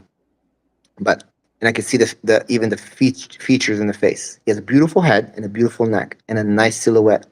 I will give him that. That's not enough. He has no chest and no bone, and his front feet are not. I don't like his feet at all. So, is he an ideal, perfect dog? No, by no means. Should he have won the nationals that year? In my opinion, no. Um, but that's my opinion. Okay, I think there's a lot of politics in the judging. I already know who's going to win every year before they even enter the ring. Everyone does, which is very sad. And I feel they put a lot of emphasis on whoever shows the more and competes the more in ABKC and spend the most money at the ABKC is who's going to take the nationals at the end of it. And this has nothing to do with Dave, by the way, because I've had this conversation with him. This has a lot to do with a certain group of judges. Okay. Mhm. Um, I don't always agree with the win of nationals, but I do agree that year Jack won. Um, Last year, I don't agree. I think Monstrad's dog. What the heck was his name? Little chocolate boy.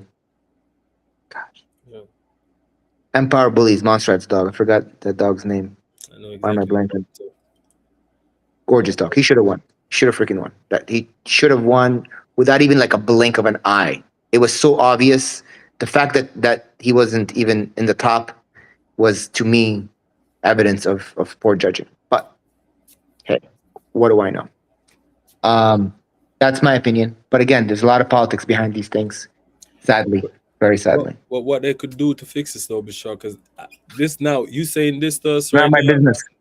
even the younger Not my people that business. are coming into the bully community, like now they kind of discourage. You know what I mean? Like No, I mean, no, no, everyone. no. Shouldn't be discouraged because you can still get best of winner. You can still win your class. You can still winning in the nationals is big times, bro. I don't care if you win best male, best puppy. I don't care. Winning in the nationals is where all the competition is at. You win in the nationals, you're working with some heavy shit, especially when all the odds are against you.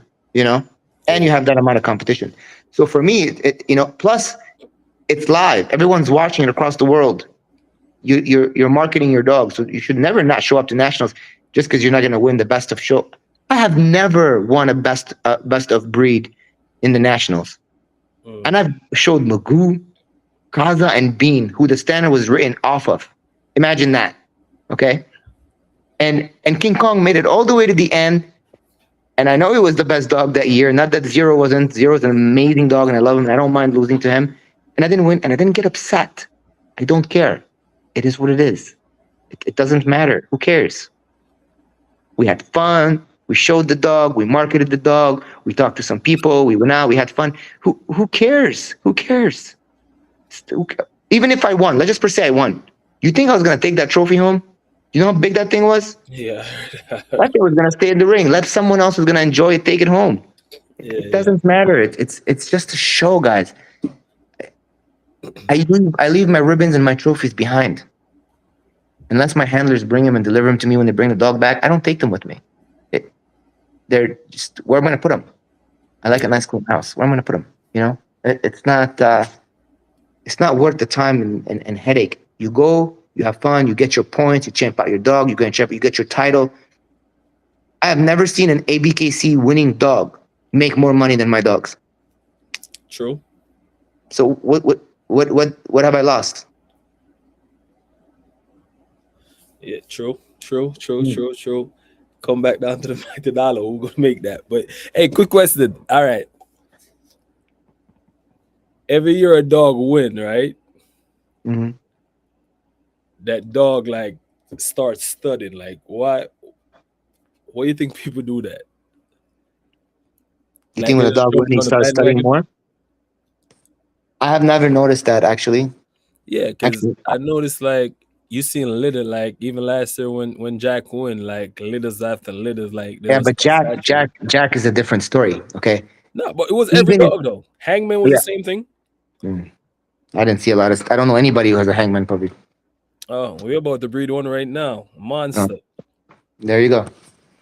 I don't know anybody. I don't follow those type of dogs, so I don't know. I Yeah, never paid attention to it. I could tell you that after every nationals, my studs go through the roof, and I don't win anything. yeah. So But because it's marketing. you talking about muscletone Bashar though. But it's marketing, brother. It's marketing. Even back in the day, it's marketing. I have friends of mine who came with their dogs who are not part of muscletone. They have muscletone dogs, just showing up at a national, showing up at a bunch of events. People seeing their dog, and that week they sell a bunch of studs. If you move around and you display your dog, like I said, and you do the legwork, you're gonna sell studs. You know, Hmm. if you obviously if you win the national, you're gonna get all that free publicity. You're gonna sell some studs. Okay, You know, okay. but it's marketing, it's publicity. It's not because you won nationals, because you got publicity. Makes sense. Makes sense. It's Makes not sense. the win that got you that. It's the publicity that came with the win that gave you that. Yeah, I always think Yeah. the other way. So, hey, Yeah. You can do the publicity without the win. You'll still make the sales. Publicity is publicity. mm, How you okay. get it is irrelevant. Like they say, there's no such thing as bad publicity. Even when they hate on my dogs and they talk shit, I still make sales. It helps me. Yeah, yeah. Publicity is publicity. But the other day, you have what you call it now.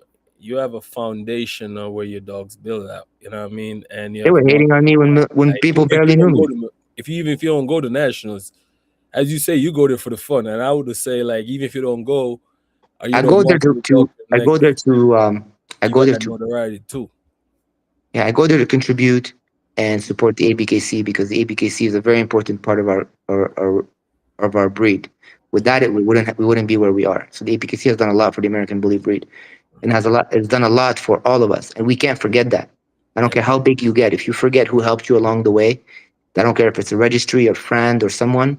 Then you're just a piece of crap. So I'm True. not that guy. I don't forget. So I have never missed a nationals, and unless I'm on my sick deathbed, I'm not gonna miss a nationals.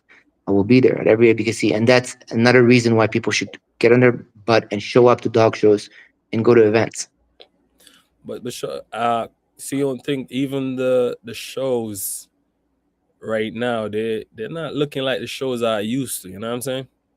They're really not like back then. We used to go to a dog show. You got to fight to even get a spot in front of the ring to see a damn dog. You went there to see it. You're not even getting But the that shows free. got bigger too. Okay, so I hear that a lot. All right, so when my grandfather was young, he was able to buy an entire meal for 5 cents. Uh-huh. When's the last time you seen a 5 cent nickel? I haven't seen a nickel in a long time.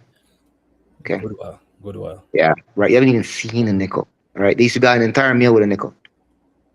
Things change. Not because it's better or worse. It's just inflation. As the breed got bigger, the rings got bigger. All right. I remember the nationals in 2012 or 13. I can't remember which one it was. There was only 30 booths for sale. 30. They were all sold. You couldn't get a booth. Uh-huh. So the next year, they got 40 booths. They were all sold. But now they have 80 to 100 booths. A little bit harder to sell. Yeah. True. All right. So it's not that they got worse, it's the buildings got bigger Yeah. and the amount of booths got added on because they didn't want to lose any money. They're like, oh, well, more people want to come. We'll make more room, you know? But that slowed down. So it didn't keep, it didn't keep going that way. The other situation too is I don't think I saw any empty booths at nationals. That's I what I think was they gonna were all say to you sold. next. I was waiting for you to finish it. Yeah, I don't think I saw any empty booth. I wasn't paying attention though. I Yeah, my wasn't paying friend, attention, but I don't think I one of saw any. my friends was trying to get a boot there, and they said everything was sold. He couldn't get a Yeah. boot. So when your shows have more booth than the year before and the year before, and you're still selling out, and your building keeps getting bigger, you're doing good. So a lot of times people confuse the amount of people in a show based on the crowd, but they're looking. The crowd is squished into a small building. You know. Makes sense. Makes sense. Yeah. Mm, makes sense. So, so question, you don't think like it still needs some more marketing as well too? Because the buildings What? got The bigger shows? there, but there's a lot more people in the bullet community as well. I think the biggest downfall of a lot of the shows is the location. Location. Okay. Yeah. So there's three things that I believe in that go back into the 90s marketing strategies when I was studying marketing way back in early 2000s. There's a 90s mentality. The first one is location, location, location. That's the most important. And the second one is there's no such thing as bad publicity. If you got those two things down, Hmm. nothing can stop you. You can make it in any type of deal. And that is still true today. And it always will be. Um, Unfortunately, things have shifted from location to online. Now it's following. But But when you're talking of a show, you're back to old school. Now people have to show up. For people to show up, you have to have the right location. It's Texas is freezing cold in the winter. Last year was even colder. It was freezing cold. Sure. I don't want to go to the Midwest. I don't want to go to New York. I don't want to go anywhere cold. And I think a lot of people have to spend a lot of money around Christmas time to travel to these shows. And this is now economy is not like it was. You know, we can thank our government for all the wars we have, but it's destroying this economy, right? So a lot of people are losing their jobs. A lot of people are broke. A lot of people are afraid to leave the house for whatever odd reasons. So you cannot make this a double expense. So for example, if you wanted to succeed in this type of economy, you're going to make it one affordable, somewhere people can afford to go. And two, you're going to make it where they can say, look, honey, let's go to the nationals. I can advertise and market my dog for business, and we can make a vacation out of it at the same time. So now the wife or the husband is on board with it, the kids are on board with it, and at the same time, you're not wasting your money to go stay in a hotel in the middle of Wisconsin, okay, in the middle of December in the freezing cold, or January. You're going to, let's just per se, Florida, where it's hot, South Florida, not North Florida like Jacksonville. I'm talking like Miami. So now you have the beach, you have the weather, you have the location, you have vacation time. Yep, more people will come Mm. when you do that. And that is, I think, one of the parts where a lot of these dog show people are not understanding. They want to throw a show in their town in the freezing cold. I can tell you, I'm not going. I was always wondering why like the ABKC was, I mean, like around the Christmas time, like why, like The end of the year. what the, when all the shows start wrapping up. Yeah, it's the end of the year. It's the end of the year, and they want to wrap up all the shows and bring the best of, best of the best that competed one final time. You know what I mean? It's the last show of the year. Um, and everything starts fresh the next year. So it's the last show before the holidays, before Christmas, before things start over.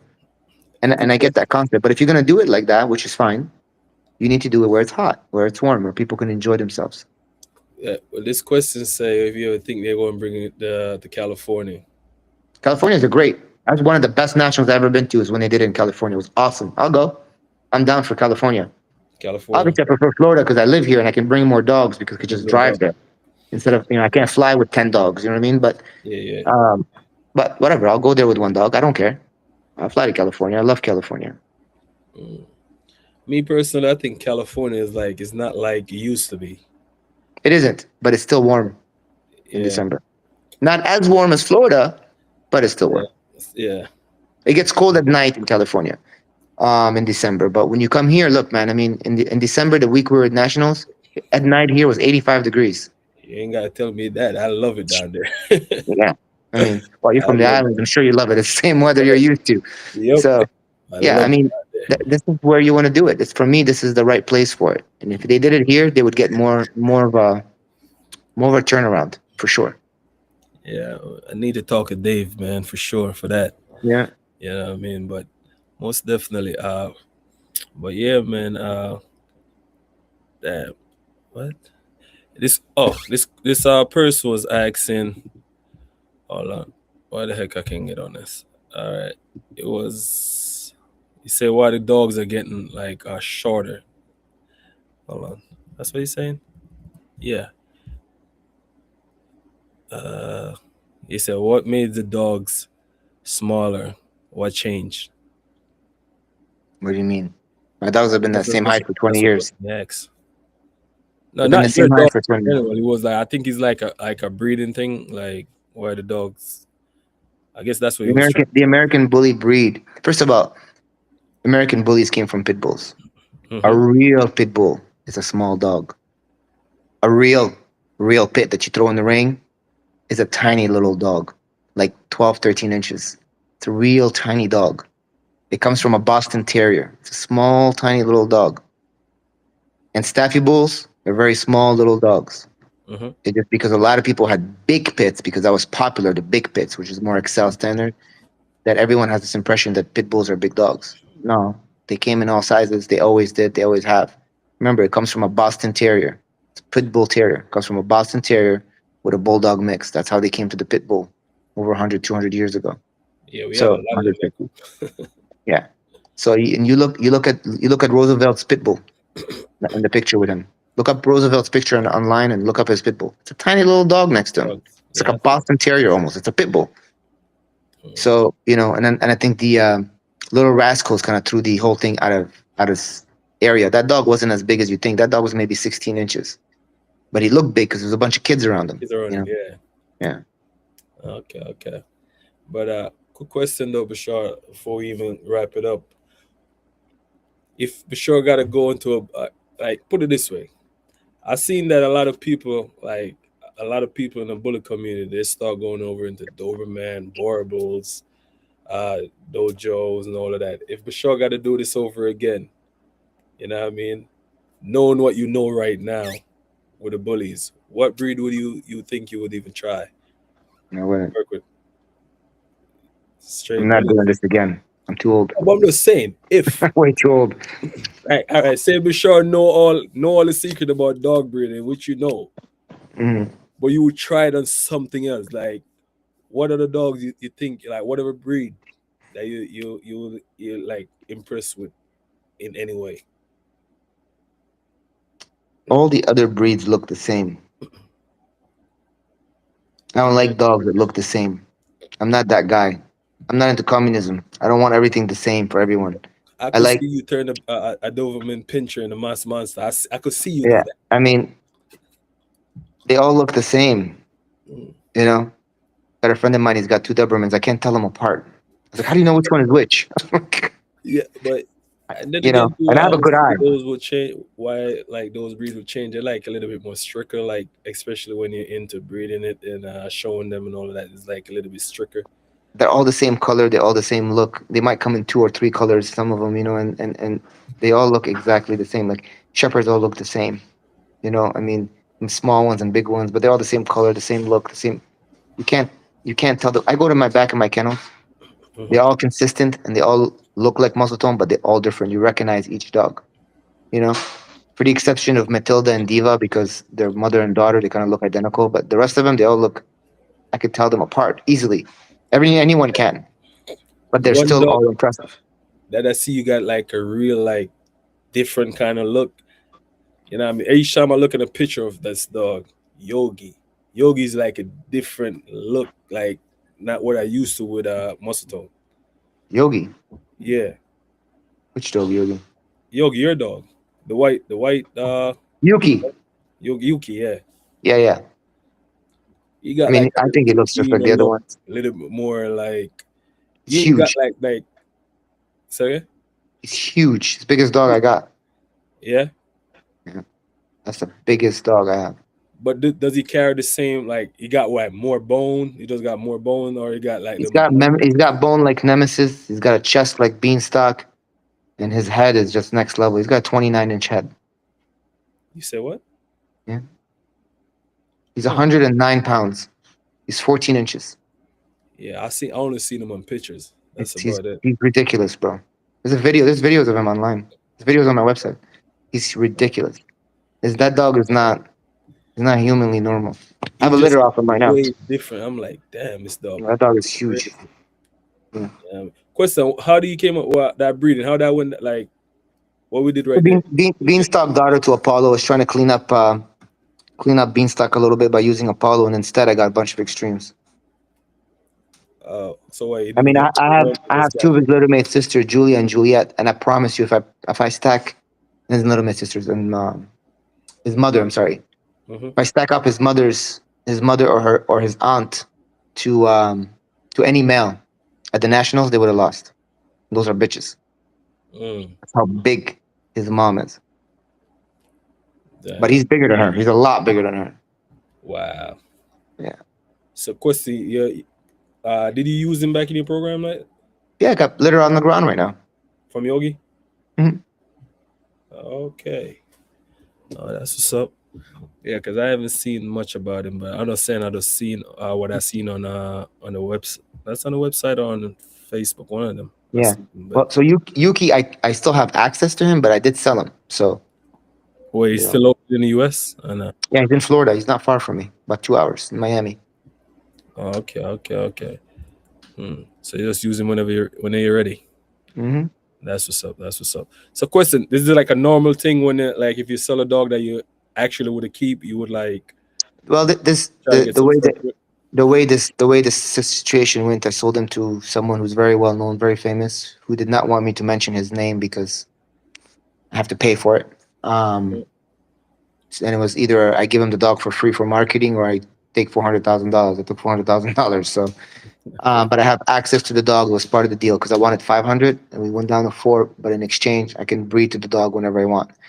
I have a lot of frozen off of him. The last time when that breeding that I have on the ground, I wanted to use him and they weren't answering my calls. That kind of pissed me off. But that's fine. I had frozen, so that I used the frozen and I got a litter off him.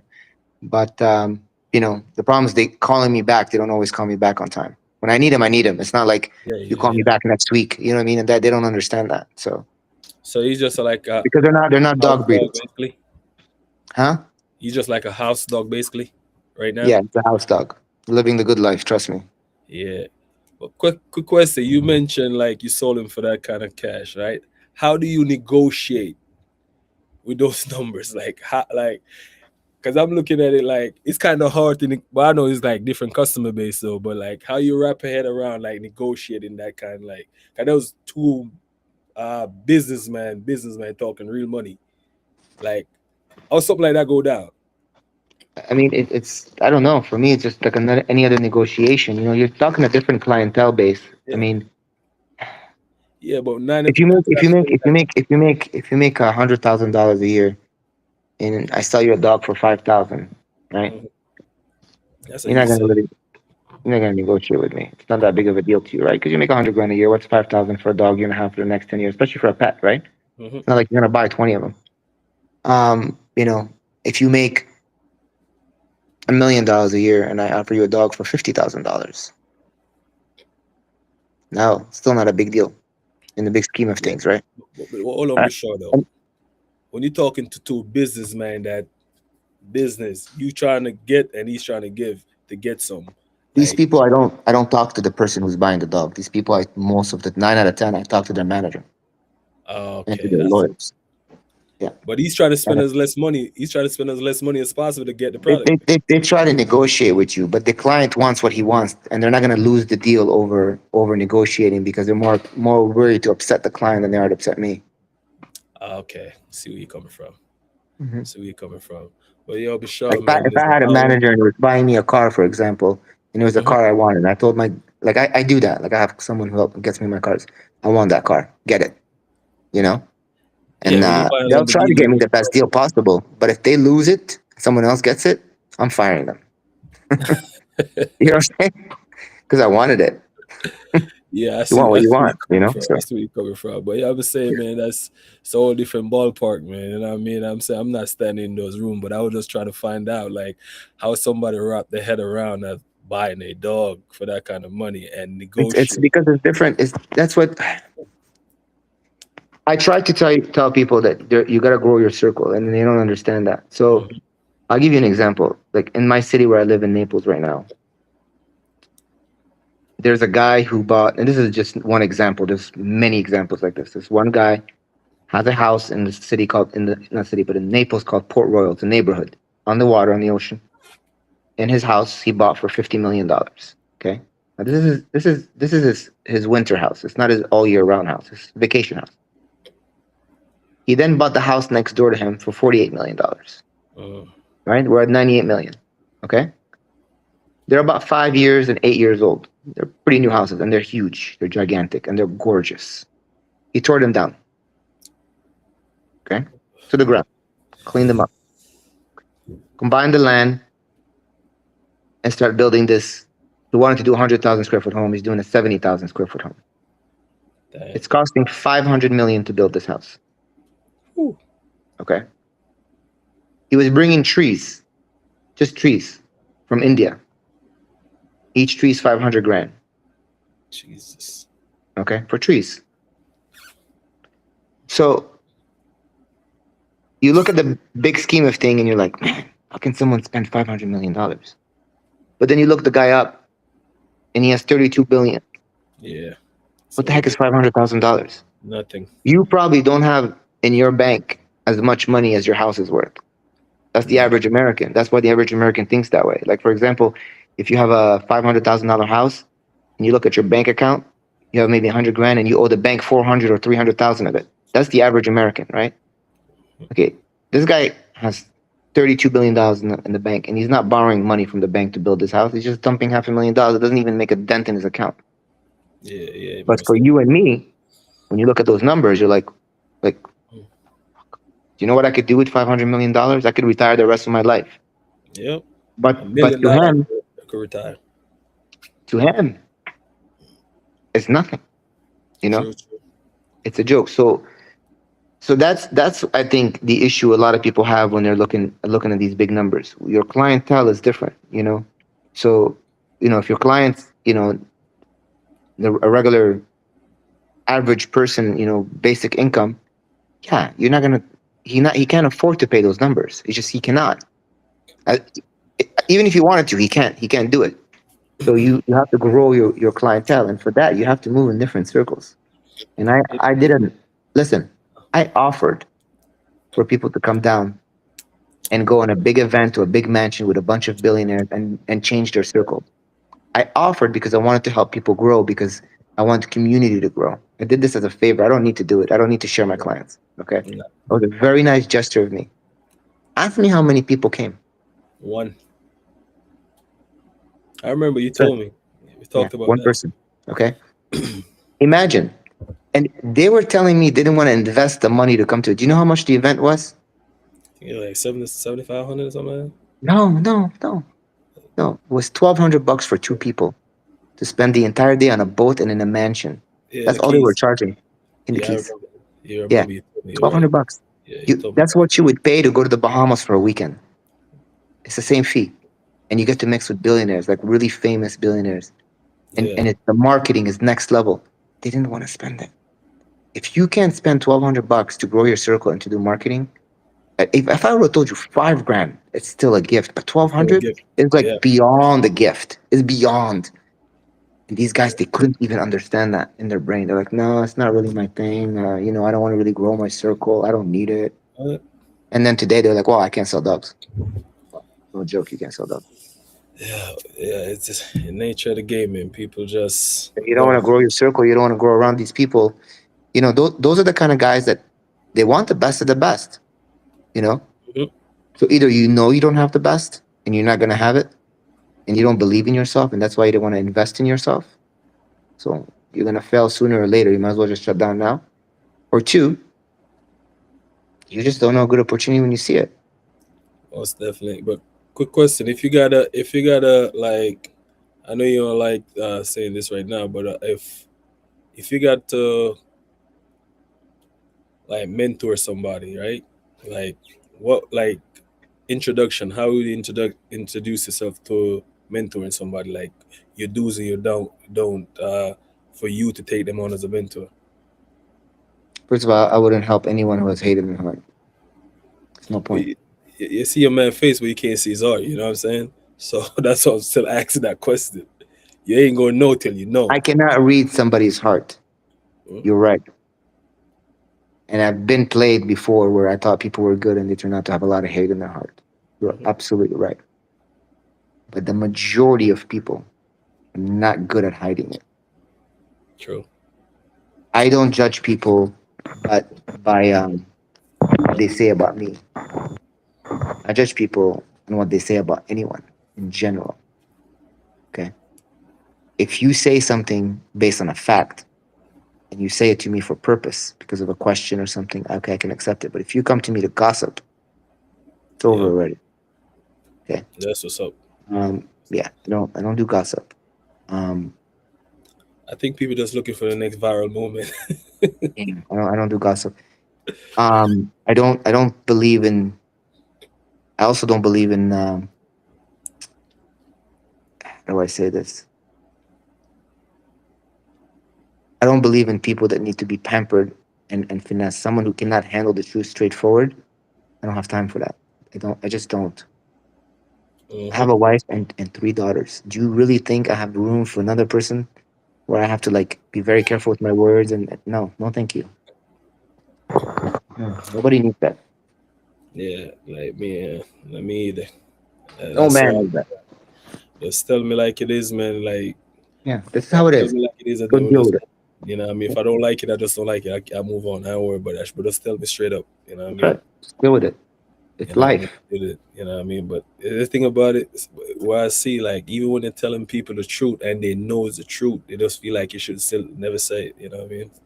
For what I don't understand. You know what I mean. But anyway, Bashar, we're gonna do this again. All right. Thank you for coming on. We have an hour 45 minutes. We had some conversation, man. As I'm saying, it's always a good vibe to chop it up with you. You know what I'm saying? But hopefully we could do this again when some more you're going some more endeavors. You know what I'm saying? So blessed, man. Thank you. You're welcome, brother. Anytime. Good night, Blessed. everyone. All Bye right, bye. I'm out. But that's it. That's our conversation with Bashar Dad from Muscletone Bullies. It's your boy Dre. Gaza done. You already know. I'm out.